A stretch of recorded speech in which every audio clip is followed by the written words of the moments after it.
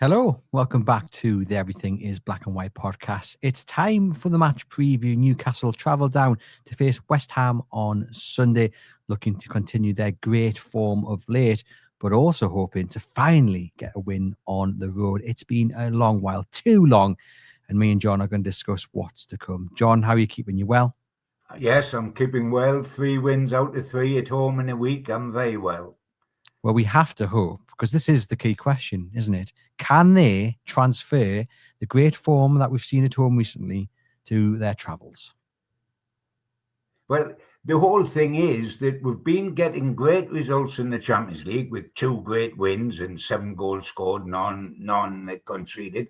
We've got to the quarterfinals of the League Cup. And it's therefore very easy, Andrew, to almost forget about the Premier League or reduce it to third in the pecking order. It's not that at all, of course. The whole future of us, it's almost, you can say, number one. Because if we don't do well in the Premier League, we don't get in Europe next season, etc., etc. It is very, and we're still playing catch up in the Premier League. So, and as you've already said, we've got to burst this bubble away from home, and this is an ideal opportunity. So it is, I would say, it is as huge a match as the ones we've just had in the Champions League and in the League Cup, because it's so important to where we end up long term.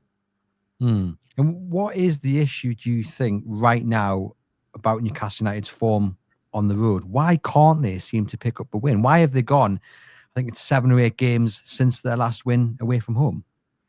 Well, traditionally, sides struggle more away from home and at home, obviously. But then it's fine margins. I mean, in 3 of those 4 away games in the Premier League, for example, we have had a 0-0 draw. We've kept a clean sheet. So we would have only took 1 goal and we would have won. I mean, arguably, we should have won games that we drew, perhaps. Leeds on paper, certainly Aston Villa on the way that game went. And bear in mind, we have won away at Union in the Champions League 4-0. But we just can't get that win in the Premier League away from home. But this is an ideal opportunity, and you've got to get the break somehow, and this is the break, and this is where catch up comes in. Get 3 away points, and then you start to roll a little bit. But I mean, I think it obviously has been a lack of firepower. That's why we haven't done it, because early in the season we didn't have Wildermorder, and we did everything in the early away games, starting in Aston Villa, Andrew, didn't we? Bar score goals. We created chances, we just missed them. And that was because we just didn't have a forward line.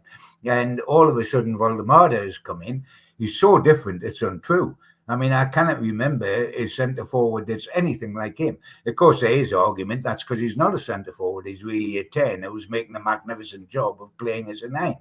But I've in all my time following Newcastle United and following football, I have never seen a centre forward quite like him. And I'm not just meaning his height and his control for his height, but he drops deep and wants to get involved in play. I mean, against Spurs, twice he's picking up the ball on the halfway line, and he wants to get involved. He's got wonderful feet. When you look at it, he's got 6 goals, Andrew, and I think he's had about 6 attempts on goal or 7 attempts on goal. Every attempt on goal goes in, but it doesn't pepper the goal with shots. So he's nothing like your orthodox number 9. But I think now we've got him, and he's been a breath of fresh air off the park, on the park.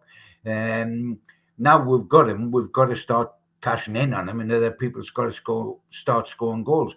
We feel a lot more optimistic, but it's got to be transferred to the last bit of the jigsaw, which is getting results on the road. Yeah, certainly so. But they'll come into this game, despite their average form away from home, they'll be in tremendous spirits because they've had a great week, haven't they? Oh, yeah. And as you say, through the quarterfinals of the League Cup, important win in the league against Fulham. You had the victory over Benfica as well. I mean, as slow as the season has started, and I think it's fair to say it has been below expectation, they go into this game just in really good spirits, surely. Yeah, well, without a shadow of doubt, the last piece of the jigsaw is Sunday. Get a result away from home. Then you can say you've had 4 games that have brushed away all our apprehension. But to do that, we've got to go down to West Ham and get the result. Against Spurs, it was a good win, and it was a good draw. I mean, the draw afterwards, Fulham at home. I mean, we could have. I don't mind playing the alleged Elite Six. I don't mind playing them in a two-leg semi-final because over two legs, which means we're guaranteed a home game, we can beat anybody. But we didn't necessarily want in a knockout round to be drawn away to Man City or away to Arsenal or whatever. I'm not saying it would have been impossible. You just don't want it. So home to Fulham, that is terrific, and we will take the semi-final, and I'm not getting ahead of myself. I know I'm pushing my luck by talking about the semi-final, but why not? If you're in the big time, you've got to act big time, and you've with belief, not with arrogance. That's a huge difference. But if we get to the semi-final, I'll take whoever we get because I think we're going to have 4 top sides in the semi-final. There's not going to be a rogue unless Cardiff do something ridiculous, and there's 2 divisions between. So I'm not expecting that. But I think we've got a great chance. Fulham at home, I think we'll beat them easier this time than we did in the league just gone. But yes, I thought the performance was terrific against Spurs. So we're the best away side in the land. It's certainly top flight away side. This was our first defeat in 8 away matches. And I think we won, and we won well with good performances all over the field. So that augurs well for us. Yeah, and I think the key takeaway from the Spurs game was that there was a few players in there who aren't in the first team picture in terms of start, and so I'm thinking like the likes of Joe Willock, Emil Kraft, but even Fabian Schär coming back in, and each and every single player who came into the side put in a really good performance, and that's really important because as we get deeper into the season, we're going to have the challenge of rotation, and Eddie Howe's going to have the challenge of balance in all the competitions Newcastle are competing in, and he's doing a great job of it so far. So it's really important that when these players come in, Aaron Ramsdale, another one, is that they send a message to Eddie Howe and say, okay, right now I'm not in your first choice list, but I'm here and I'm knocking on the door, and we want to see more of that from those players. But really good to give Eddie Howe a bit of a headache ahead of Sunday. Oh, absolutely. I mean, he made 8 changes, for goodness sake. I mean, that was phenomenal. And when the team sheet come out, 1 or 2 fans I know felt, oh, this is just a little bit too much. 5 changes, but 8 changes. Can we gel from the start with as many changes as that? Are we gambling a little bit? And the performance was terrific, and we looked as if we'd been a team the whole way through, and the team was very, very much changed. Of course, people played well to varying degrees that came in. I mean, Shaw was terrific. Ramsdale proved what a great shot stopper he is. 1 full-length second-half save when it was absolutely breathtaking. And to varying degrees, I thought Ramsey showed a lot more. I still think there's more to come from Willock, who's a little bit disappointing, and I think there's more to come from Elanga, who's a little bit disappointing. But other people, but disappointing without being really contributing nothing, just disappointing. But to varying degrees, the show was terrific. And then, of course, we got people that come back that we know can do it.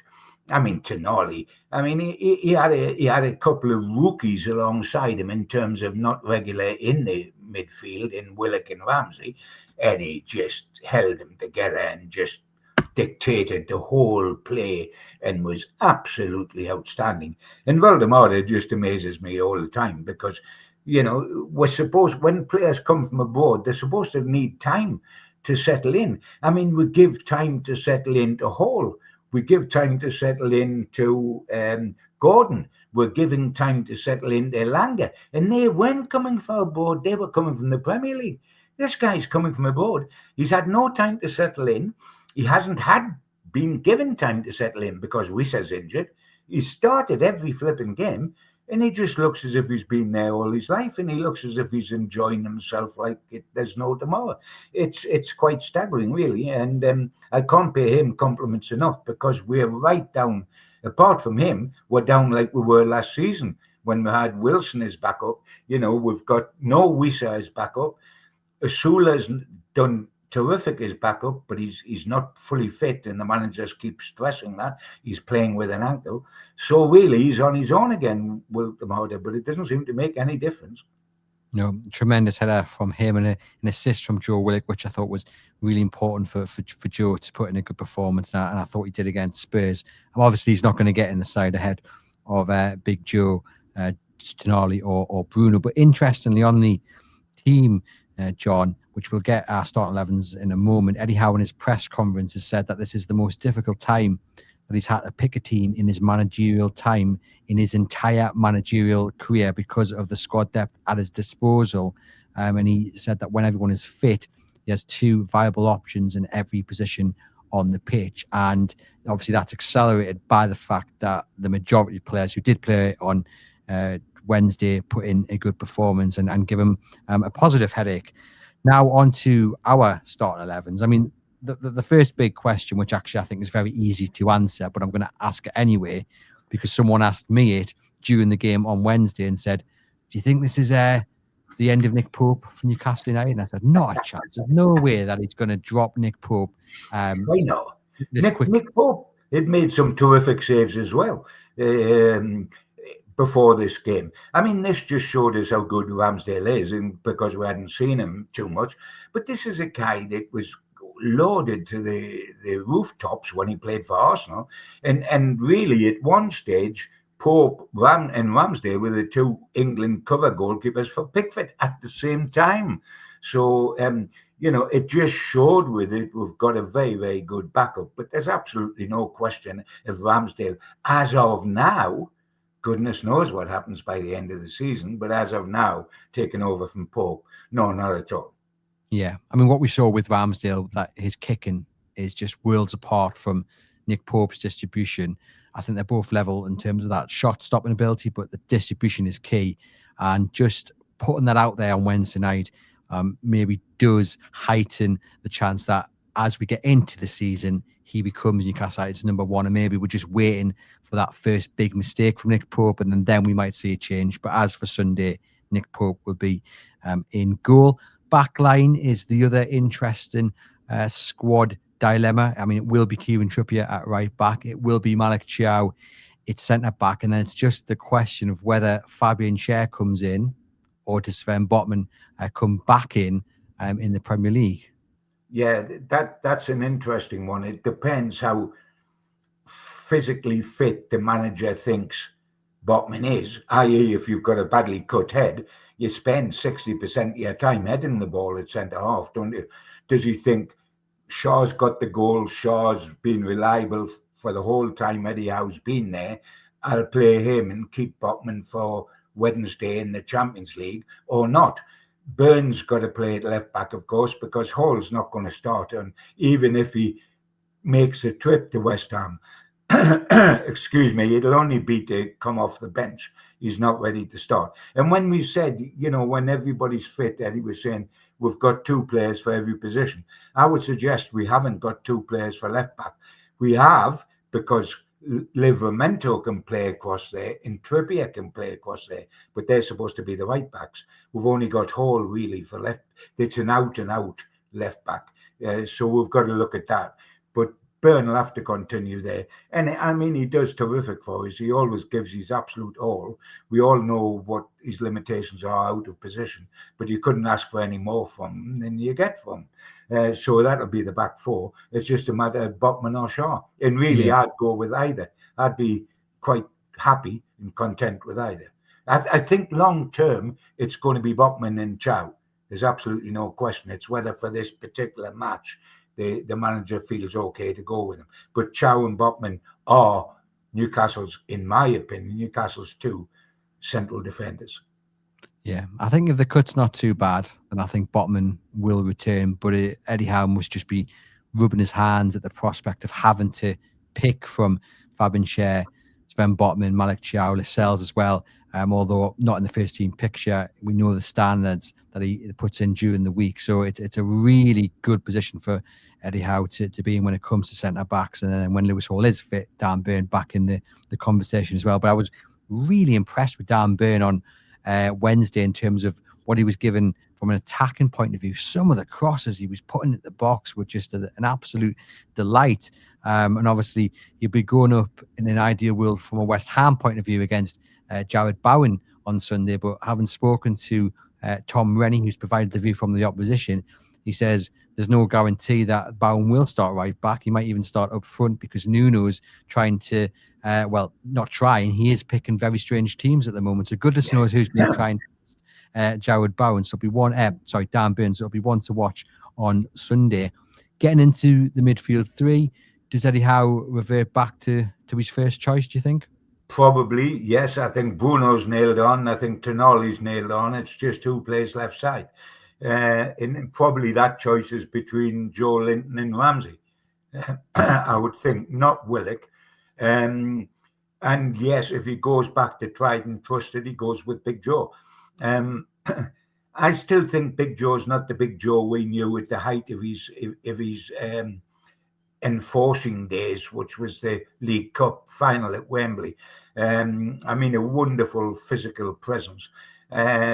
Not quite that. I mean, you know, the foul he gave way and started a mini riot against Spurs was absolutely ridiculous. I mean, he looked like a jockey trying to ride somebody at the Northumberland plate. And he was bound to get done, and he does that an awful lot. I think his form is slightly dipped if you judge him by the highest of standards, although he's still obviously a heck of a player. And I would suggest he'd probably go with the three, yes. But I think Ramsey would challenge ahead of Willock or Miley. I'm just thinking, because there was a lack of pace in that West Ham middle. Now, does he go with Ramsey to try and exploit that? Because obviously you play Joe Linton when you need that bit more of a physical battle, in the sense, I mean, when you're not going to have as much of the ball. But here, Newcastle are likely to have quite a bit of the ball down at West Ham.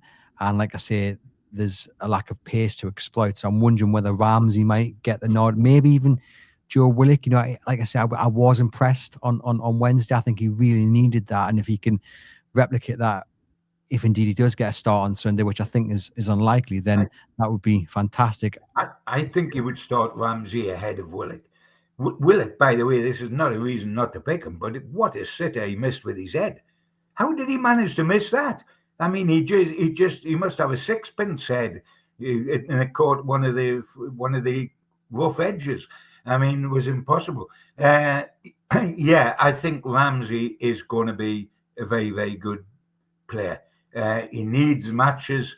It's difficult to give him enough matches because of the three that are established there, but he is a good player. And of course, if you did put him in ahead of Joe Linton, I'm being a little smile on the face here, at least it's another match with Joe in the Premier League without getting a booking, because he just hurtles towards a suspension every time he goes on the field, bless him, didn't he? Because you couldn't guarantee that Joe will play 90 minutes without getting booked, because his style is to be aggressive. You couldn't do that, could you? You know, he's always in with a chance of getting booked. Onto the wings, Anthony Gordon, most certainly a shoe-in. Who knows who he'll be facing, because again, Nuno seems to be picking the players in the wrong position. So hopefully he will be facing a left back or a centre midfielder in that right back position. Definitely Anthony Gordon in though. But the right wing's interesting. It really, really is, because Anthony Elanga, you know, he's just not performing. I think he's trying too hard. He really, really is. And I think he's rock bottom on confidence, Andrew, isn't he? Rock bottom on confidence. And I think if you're going for your strongest team and not thinking about Bilbao, and you've got to look for your strongest team because we need an away win, then I think Murphy's a shoo-in. You think it's Murphy? Who would you have right wing? Well, I think it's Murphy, but interestingly, someone pulled me aside after our last match preview that we did together and said, "Oh, John made an excellent point. You know, could he potentially put Harvey Barnes on the flank?" Yeah, I mean, absolutely. I mean, if you remember when Harvey Barnes come on a couple of matches back and scored 2 goals, he come on the right wing. Gordon stayed on the left. He replaced Murphy, I think, that day. But he certainly played on the right wing and scored coming off the right wing. And he widened the pitch up because he's right-footed and he goes outside instead of cutting in and narrowing the pitch. So there's a lot to be said about that. Whether or not Eddie would do it at the start of a game as opposed to a tactical reshuffle during the game is another interesting thing. But I think in lots of ways, I would like to see Bonds do that ahead of Elanga. I don't know how we are going to get the confidence into Elanga at the moment, but you know, I'm just hoping he goes down the same route as other players have done when they come here. I mean, when Gordon came here for 6 months, he looked lost. When Lewis Hall come here for 6 months, we never saw him, Andrew. You remember when he come on loan, we just wondered if he was still in the building because he just never started. And if he got on a cup, and then look at the play, he then becomes an England international. Gordon then becomes an England international. Neither of them were that to start with when they come to Newcastle. And so we've got to hope something like that happens with Elanga. But at the moment, it's needs must. We can't play somebody to get confidence because we need 3 points. And that's got to be Murphy, with the wild shot being Bonds on the wrong side. Yeah, I think it's most certainly going to be Murphy. You know, the way West Ham are, terrible form, mutiny in the stands. You know, it's not going to be a nice place for those players to play, as in the West Ham team. This would be the ideal opportunity for a player low on confidence to go out and show what he's about, to boost his spirits. But as you say, it's got to be what's right for the team. And unfortunately, as big as a fan as I am of Elanga, and I still back everything I said in the summer, I think he will be a tremendous player for Newcastle United and worth every single penny. I don't think him playing on Sunday would see Newcastle United get the benefit. I think you'd see him come off after an hour having not done anything. Murphy comes on, probably sets up a goal. So for me, what you need to do is you need to play your most informed right winger from the start. It is Jacob Murphy, and give yourself the best chance of getting an early goal and really setting up your stall to win that game, and bring Elanga off the bench with 20 minutes to go, and hopefully he can get some energy into the legs and maybe a goal or an assist, and that's the way he builds his confidence up. Up top, it will be Nick Voldemort without question, and hopefully he can add to his tally of 6 goals so far for Newcastle United. Just a reminder, ladies and gents, this episode is sponsored by NordVPN. Do click the link in the podcast description box to get an exclusive discount offer on your plan. 1 subscription, 10 devices. It's perfect for keeping you safe while on public Wi-Fi. So whether you're in the cafe, restaurant, bus or train, NordVPN offers you that added extra element of security. Support the podcast and keep safe while browsing online. John, as I said there, West Ham in a horrendous place at the moment. Nuno has come in and has not turned things around. Players been played in the wrong position. London Stadium is not home for West Ham because the atmosphere is so awful. Protests against the owners. Apparently there's going to be a sit-in on Sunday. Last time out there was a boycott.